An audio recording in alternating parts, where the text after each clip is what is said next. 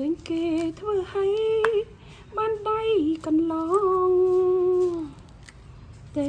ណាម្ដងឲ្យស្រីនៅតែចង់ក្រានមើក្រញិចអីលើឲ្យស្គាល់ដៃម្ដងដឹងគេមិនស្ដាប់ចាជំរាបសួរបងប្អូនទាំងអស់គ្នាថ្ងៃនេះមកនាំបងប្អូនធ្វើឆាជូរអែមជាមួយនឹងសាច់ទ្រូងមាន់ចាហើយសូមស្វាគមន៍បងប្អូនសម្រាប់ការមកកាន់ទស្សនា Channel វាសនាសីលៈទាំងអស់គ្នាផងដែរចានៅក្នុងហ្នឹងគឺយើងមានសាច់ទ្រូងមាន់មានស្នៀតពោតមានម្នាស់មានប៉េងប៉ោះខ្ទឹមបារាំងជីវ៉ាន់ស៊ុយស្លឹកខ្ទឹមហើយនឹងម្ទេសហើយនឹងមានម្សៅបំពងផងដែរចាឥឡូវហ្នឹងគឺថាមានដំបូងគឺយើងមកហាន់ម្នាស់សិនបងប្អូនម្នាស់ដោយសារយើងទិញមកទាំងសបកអញ្ចឹងត្រូវធ្វើការចិត្តសបកវាចេញសិនព្រោះម្នាស់យើងពិបាកចិត្តដែរបងប្អូនអញ្ចឹងចាយពេលរៀងគួរសមដែរដោយសារយើងទិញមកយើងទិញគេអត់ទាន់ចិត្តសបកចាចិត្តឲ្យវាត្រូវឆ្កឹះអាឡែងភ្នែកម្នាស់នឹងដែរចាយពេលគួរសមហើយដោយបងប្អូនបានទស្សនាវគ្គដើមដំបូងអញ្ចឹងចិត្តម្នាស់បដាគឺថាច្រៀងបដាយូរដែរបងប្អូនទៅកែអបសុកក៏ច្រៀងកំសាន្តទៅឥឡូវម្នាស់យើងចិត្តហើយអញ្ចឹងឥឡូវចូលមកដល់ការ៉ុតម្ដងបងប្អូនចាមានការ៉ុតមានម្នាស់ហើយបន្តមកទៀតយើងមានខ្ទឹមបារាំងយើងមានប៉េងប៉ោះចាឥឡូវនេះមកនាំបងប្អូនហាន់បន្លែកំសាន្តលេងសិនមុននឹងចូលដល់ម្ហូបយើងឥឡូវនេះមកដល់ខ្ទឹមបារាំងបកខ្ទឹមបារាំងម្ដងចាខ្ទឹមបារាំងយើងដាក់មកមើមទៅរៀងធំដែរហើយការ៉ុតនឹងមកមើមហើយម្នាស់នឹងមកផ្លែចានិយាយទៅថ្ងៃហ្នឹងយើងរកនឹកអីមិនឃើញមានសាច់ទ្រូងមាន់នៅក្នុងទូគិតចុះគិតឡើងទៅក៏គាត់ថាមានអំពងសាច់ទ្រូងមាន់ហើយឆាជូរអែមទៅមានអីបងប្អូនរសជាតិអែមមែនតើថ្ងៃហ្នឹងចាឥឡូវហ្នឹងម្នាស់អីចិត្តហើយអស់ឥឡូវមកចិត្តយើងចិត្តសបកចិត្តអីហើយឥឡូវយើងមកចិត្តវាស្ដាងចិត្តធ្វើចំណិតទូចៗបងប្អូនចង់ចិត្តធ្វើច្បាមូក៏បានតែអត់ទេខ្ញុំចិត្តស្ដាងធម្មតាទេបងប្អូនចង់ចិត្តឲ្យរបៀបដុំតូចក៏បានសាច់ទៅចិត្តចំណែកខ្ញុំចិត្តដោយសារពេលយើងខ្លាចម្នាស់វាលួយទៅយើងអត់បានញ៉ាំមកផ្ទះរបស់ម្នាស់ហ่ะព្រោះឆាជូរអែមហ្នឹងបានញ៉ាំដោយម្នាស់ហ្នឹងគឺឆ្ងាញ់ហ្មងបងប្អូនខ្ញុំចូលចិត្តមែនតែនម្នាស់តែមិនដឹងថាបងប្អូនអរគ្នាចូលចិត្តម្នាស់ដូចខ្ញុំអត់ទេប៉ុន្តែជាទូទៅតែយើងធ្វើឆាជូរអែមច្រើនតែដាក់ម្នាស់លាយមួយពេញប៉ោះអញ្ចឹងណាបងប្អូនខក៏អញ្ចឹងដែរយើងម្នាស់ចង់លេបទឹកមាត់ហ្នឹងហើយឥឡូវហ្នឹងម្នាស់ហើយឥឡូវមកហាន់ការ៉ុតយើងហាន់ជាចំណិតជុងទូចបងប្អូនដាក់ទៅវាឃើញសោភ័ណភាពរបស់ឆាយើងវាតំណងហ្មងហាន់ទៅជុងអញ្ចឹងណាតែពិតម្នាស់មិញបងប្អូនចង់ហាន់ជុងអញ្ចឹងក៏បានដែរហើយហាន់ដូចខ្ញុំក៏បានចាឥឡូវហ្នឹងការ៉ុតយើងហាន់ហើយយើងរៀបការ៉ុតម្នាស់ឲ្យយើងទៅដាក់វាមួយដុំសិននៅចិត្តបន្លែផ្សេងច្រើនមុខដែរបងប្អូនថ្ងៃហ្នឹងយើងតែពិតឆាតែមួយផ្លែទេតែយើងនៅពេលដែលយើងហាន់យើងថតទៅយើងចំណាយពេលរៀងគួរសមបើវិធីធ្វើតែមួយផ្លែទេបងប្អូនបើយើងអត់ថតណាមួយផ្លែលឿនមែនតើចាឥឡូវនោះហាន់ខ្ទឹមបារាំងបងប្អូនចង់ហាន់ចំណិតប៉ុណ្ណេះក៏បានហើយចង់ហាន់មួយបែបទៀតដូចខ្ញុំមួយបែបទៀតខ្ញុំហាន់នេះរៀងទូចបងប្អូនបែបចេះក៏បានក៏តែនេះដាក់ទៅវារៀងលួយអត់សូវបានប៉ះជាតិខ្ទឹមបារាំងទេតែបើហាន់ដូចខ្ញុំមកមុននោះអាហ្នឹងវាញ៉ាំទៅវាប៉ះចំខ្ទឹមបារាំងផ្អែមឆ្ងាញ់ណាបងប្អូនហើយខ្ញុំដាក់លាយស្នៀតពោតបន្តិចដែរចាស្នៀតពោត4-10ផ្លែបងប្អូនស្នៀតពោតដាក់ឲ្យវាមានសពបែបយ៉ាងវាមើលទៅចម្រុះទៅវាឃើញទំនងស្ថាបន្លែដែលយើងអាចឆាជូរអែមបានណាបងប្អូនហើយប៉េងប៉ោះគឺជារបស់មិនអាចខ្វះបានដែរនៅក្នុងឆាជូរអែមរបស់យើងហ្នឹងគឺត្រូវតែមានប៉េងប៉ោះចាអញ្ចឹងចិត្តប៉េងប៉ោះយើងចិត្តតម្រង់វាដូចយើងចិត្តការ៉ុតដែរចានឹងក៏ថាចិត្តបន្លែយើងអស់ចង់មកព្រឹកហើយនេះឥឡូវយើងចិត្តរួចរាល់ហើយនៅមកដល់វគ្គស្លឹកខ្ទឹមហើយនឹងជីវ៉ាន់ស៊ុយម្ដងចាដល់វគ្គស្លឹកខ្ទឹមហើយជីវ៉ាន់ស៊ុយហ្នឹងក៏ហ្នឹងគឺវាក្លិនគ្រឿងឈ្ងុយដែលខ្ញុំរោយវា ដើមវីដេអូបងប្អូនហើយមានខ្ទឹមសខ្ទឹមក្រហមហើយគល់ខ្ទឹមដែរយើងដំដាក់ចូលក្នុងខ្ទះឆាឈ្ងុយឈ្ងប់បងប្អូនអើយចាឥឡូវយើងហាន់អានឹងឲ្យអស់ឥឡូវមកដំខ្ទឹមមានខ្ទឹមសខ្ទឹមក្រហមและខ្ទឹមហ្នឹង3មុខហ្នឹងខ្ញុំភាគច្រើនខ្ញុំឲ្យតែឆាបើមាន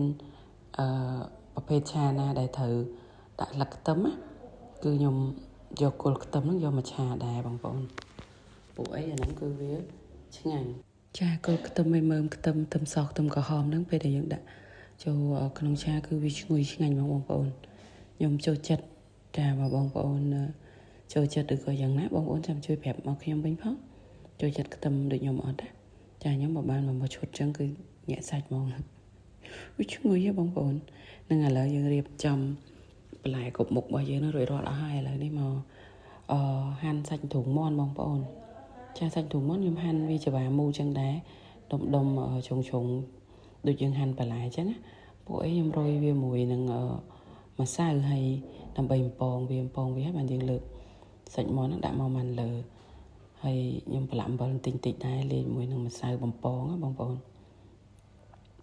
ចាអញ្ចឹងចំពោះវិធីឆានេះខ្ញុំជឿថាបងប្អូនទាំងអស់គ្នាមិនមានការលំបាកអីទេខ្ញុំជឿថាបងប្អូនទាំងអស់គ្នាសុទ្ធតែធ្លាប់ឆាហើយរសជាតិបងប្អូនលៃតាមចំណូលចិត្តតាមក្រុមគ្រួសាររៀងខ្លួនអញ្ចឹងទៅណាបងប្អូនអាចកុំឲ្យវាប្រៃខ្លាំងពេកឲ្យវាធំតែផ្អែមជូរអែមឆ្ងាញ់មែនទែនចានេះខ្ញុំប្រឡាក់អំបិលបន្តិចអត់បានដាក់សាច់ចូលក្នុងចានអីទេដាក់លើជ្រុញនឹងតែម្ដងឲ្យវាវែងឆ្ងាយហ្នឹងហើយប្រឡាក់វាតិចទៅខ្ញុំដាក់ម្សៅអត់ទេម្សៅបំពងបងប្អូនទៅដាក់ក្នុងចាននោះអីអត់ទេប៉ាតយកទៅមកចាដាក់នៅក្នុងហ្នឹងទៅហើយបើកភ្លើងដាក់ខ្ទះទៅចាំយើងច្បល់ហ្នឹងចូលចាបើកភ្លើងដាក់ខ្ទះឲ្យវាក្តៅទៅបងប្អូន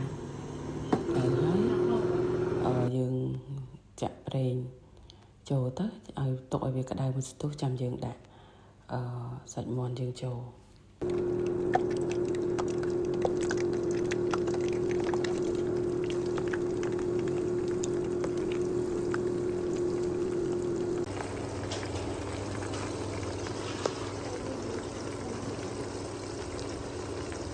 ចាយើងដាក់សាច់មាន់លាយមួយម្សៅបំពងចូលក្នុងប្រេងយើងទុក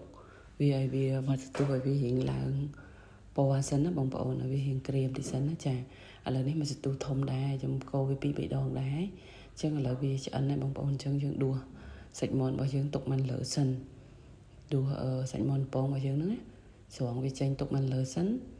ហើយចាំយើងមកធ្វើការឆាទាំងអស់គ្នាបងប្អូនអើយចានិយាយទៅឆានេះគឺវាអត់ពិបាកអីទេតែវាជា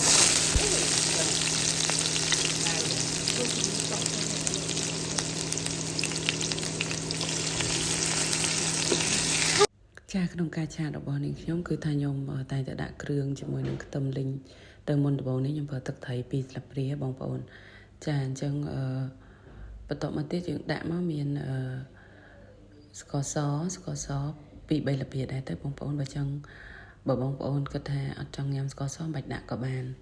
ដាក់ថែមបន្តិចណាម្រេច2 លាបព្រាកាហ្វេដែរចាហើយប៊ីចេងយើងដាក់តែបន្តិចទៅណាបងប្អូននិយាយទៅយើងដាក់មកចាប់ទៅហើយយើងភ្លក់មើលដែរទៅណានេះខ្ញុំតែងតែផ្សំគ្រឿងនឹងជាមួយនឹងខ្ទឹមពងលីងហ្នឹងទៅមុនដើម្បីឲ្យរសជាតិវាដិតឆ្ងាញ់នៅក្នុងហ្នឹងណាបងប្អូនចាម្រេចថែមមួយស្លាបព្រាទៀតចាអញ្ចឹងតើតោះនឹងការផ្សំគ្រឿងបងប្អូនចូលចិត្តរសជាតិបែបណាបងប្អូនដាក់តាមការយំចូលចិត្តទៅហើយខ្ញុំដាក់បន្លែដែលរឹងមុនគេដាក់ស្នៀតពោតហើយនឹងការ៉ុតមុនណាបងប្អូនព្រោះពីមុខហ្នឹងវារៀងរឹងអញ្ចឹងទៅវាក្រ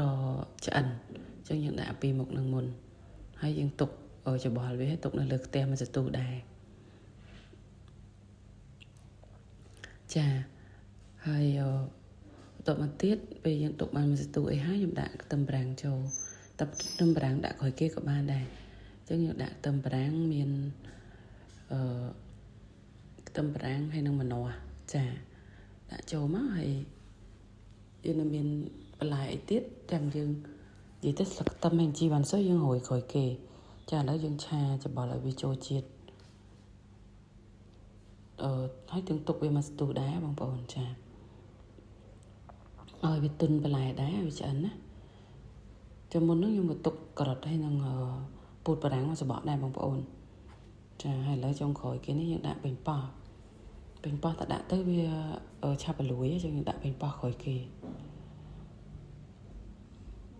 ដាក់ឥឡូវមកឆាមកច្បល់